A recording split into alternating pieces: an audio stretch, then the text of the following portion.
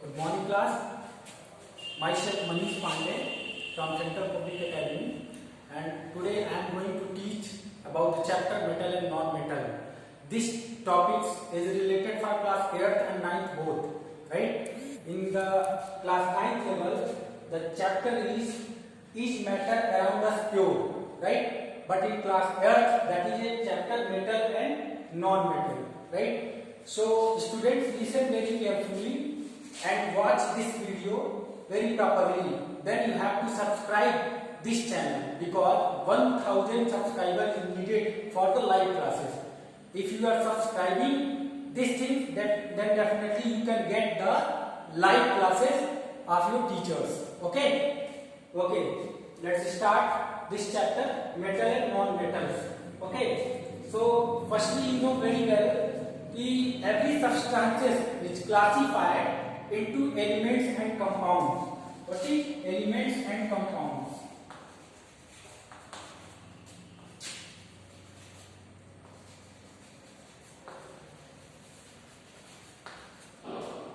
This was on the basis of their chemical composition. मतलब ये जो था वो क्या है, केमिकल कंपोजिशन के बेस पे जो भी सब्सटेंसेस हैं वो एलिमेंट्स और कंपाउंड में कैटेगराइज थे. अब इसमें जब we are talking about the elements के बारे में जब हम बात करते हैं तो एलिमेंट्स क्या है, what is elements can not split. Elements जो होता है उसे दो पार्ट में तोड़ा नहीं जा सकता है, राइट? तो एलिमेंट्स जो है वो क्या क्या हो सकता है, जैसे hydrogen, carbon, sulphur, oxygen, like this type of things. Okay, जैसे आप अगर क्लास 8 वाले की बात कहा जाए तो हाई स्टैंडर्ड वो चैप्टर पढ़ेंगे पीरियोडिक टेबल्स का, जिसमें मेंडलीव का पीरियोडिक टेबल है, जिसमें ये सारे एलिमेंट्स के बारे में दिया गया है. ठीक है, आज के डेट में 180 एलिमेंट्स जो हैं वो आपके डिस्कवर्ड है. ठीक है, तो उसमें वही बात यहाँ पे हो रही है कि एलिमेंट्स को इस सिंबल के द्वारा हम रिप्रेजेंट करते हैं, hydrogen H, carbon C, sulphur S. तो यहाँ पे जब एलिमेंट्स और कंपाउंड्स की बात कही जा रही है तो एलिमेंट्स क्या है, element can not split. Elements को दो पार्ट में हम नहीं तोड़ सकते हैं. वो एलिमेंट जैसे हाइड्रोजन है, हाइड्रोजन को हम दो पार्ट में नहीं तोड़ सकते. ठीक है, फिर जब हम कंपाउंड्स के बेस पे जाते हैं तो कंपाउंड्स क्या है, two or more than two elements mix together and form a compound. मतलब दो या दो से अधिक एलिमेंट्स जो है वह एक दूसरे से मिक्स करके क्या बनाते हैं, कंपाउंड बनाते हैं. एक तरह से सिंपल वे में हम ये भी कह सकते हैं कि कंपाउंड कैन स्प्लिट, मतलब कंपाउंड को दो पार्ट में हम तोड़ सकते हैं. जैसे just take one example, nitrogen and hydrogen, it gives 2NH3. ठीक है, अगर आप इस चीज को देखोगे, नाइट्रोजन और हाइड्रोजन दो एलिमेंट्स हैं और ये दो एलिमेंट्स मिल करके एक कंपाउंड का फॉर्मेशन किए जिसका नाम है अमोनिया, NH3, राइट? तो सेम वही प्रॉपर्टी यहाँ पे एलिमेंट्स एंड कंपाउंड्स की बात यहाँ पे कही जा रही है और उसको डिफाइन भी किया गया, राइट? अब अगर आप एलिमेंट्स की बात करते हैं, एलिमेंट्स के बारे में चर्चा करते हैं, तो एलिमेंट्स में भी आपके कैटेगराइज है तीन पार्ट में. वो एक मेटल है और एक नॉन मेटल और एक मेटलॉइड्स. क्या क्या है, एक मेटल है और एक नॉन मेटल और एक मेटलॉइड्स, राइट? तो अब हम एक उसी टॉपिक पे आते हैं. The next topic that is a metal, right? तो मेटल के भी जो कंपोजिशन है वो दो हैं, एक तो फिजिकल प्रॉपर्टी उसकी है और एक केमिकल प्रॉपर्टी है. ठीक है, फिजिकल प्रॉपर्टी में आप जानते हैं कि फिजिकल का मतलब जो चीज जैसी दिखती है वो उसकी क्या है, फिजिकली. जैसे कहा जाता है फिजिकली कैसे दिखती है, फिजिकल अपीयरेंस क्या है, तो वैसे ही मेटल का भी physical appearance, it means physical property of metals क्या है उसके बारे में डिस्कस करते हैं. So first point is there of metals in physical property, that is metals are malleable. Means क्या है, मेटल्स क्या है, मैलिएबल. जैसे सिंपल वे में अगर किसी भी मेटल्स की बात कही जाए तो मेटल्स को जब हम पीटते हैं तो क्या होता है, वो उसके लेंथ में एक्सपेंस होता है. ठीक है, वो बढ़ते हैं. तो मेटल्स क्या है, ये मैलिएबल है, जिसमें एक एग्जांपल है gold and silver. That is the most malleable elements are metals, right ना? The symbol of gold, that is Au. क्या है, and silver that is Ag. It means aurum and argentum. This is the Latin name of gold and silver. This is a Latin name of gold and silver, right. It means this is the Latin name Au, arum and Ag, argentum. These two are most malleable metals there, right. The second topic is there, metals are ductile. metals क्या है, ductile. it means जब भी metal को हम एक तरह से wire में भी चेंज कर सकते हैं, उसे पीटने में वो वायर में भी कन्वर्ट हो जाता है, जिसमें कहा जा सकता है कि गोल्ड और सिल्वर वहां भी क्या होता है, मोस्ट डक्टाइल मेटल्स होता है. ठीक है.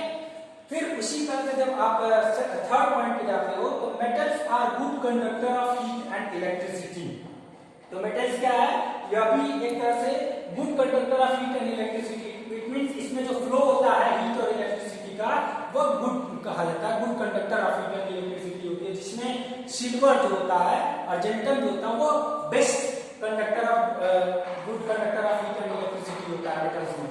या यूटेंसिल्स अगर आप पाते हैं या किचन में जो भी यूटेंसिल्स हैं उसका अब देखते हैं मोस्टली जो वो बना होता है वो कॉपर का होता है, एल्यूमिनियम का होता है. ठीक है. वो इसीलिए होता है कि वो best conductor of heat and electricity होते हैं. ठीक है. उसके बाद जो फोर्थ वन जो पॉइंट है, metals are lustrous. Metals are lustrous. It means metals का भी एक शाइनिंग अपीयरेंस होता है. They have a shining appearance. तो मेटल्स की अभी एक प्रॉपर्टी फिजिकल कि they are lustrous. After that the fifth one that is metal are generally hard.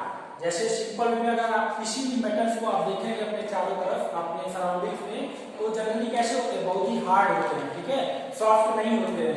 But उसमें भी एक एक्सेप्शन है कि सोडियम और पोटेशियम, ये जो दो एलिमेंट्स हैं या मेटल्स हैं, sodium stand for natrium, that is the Latin name of sodium, right. And potassium, sodium and potassium that is K, right है. तो ये सोडियम और पोटेशियम जो होते हैं ये आप जो है सॉफ्ट होते हैं, जिसको नाइफ से भी हम कट कर सकते हैं. ठीक है. तो ये दो एक्सेप्शन है कि मेटल्स आर जनरली हार्ड में. After that metal have a high tensile strength. मतलब इनकी बढ़ने की क्षमता, लेंथ बढ़ने की क्षमता जो होती है बहुत ही ज्यादा होती है. ठीक है. फिर metals are solid at room temperature. तो रूम टेम्परेचर पे मेटल्स होते हैं वह सॉलिड होता है, लेकिन उसमें भी एक ऐसा मेटल होता है जो किस फॉर्म में होता है, लिक्विड फॉर्म में होता है, जिसका नाम क्या है, mercury, Hg, right. And then after they have a high melting point and boiling point. जैसा कि आप अपने सराउंडिंग से जितने भी मेटल्स को देखे होंगे वो जनरली क्या है, वो सॉलिड है, हार्ड है. ठीक है. तो एक तरह से उनको मेल्ट भी जब किया जाता है तो बहुत ही हाई टेम्परेचर पे वो मेल्ट करते हैं और बॉयल भी हाई टेम्परेचर. इसलिए उनकी जो मेल्टिंग पॉइंट और बॉइलिंग पॉइंट होती है वो क्या होती है, बहुत ही ज्यादा होती है, right. Then after they have a high density also. उनके पास जो डेंसिटी होती है वो भी ज्यादा होती है.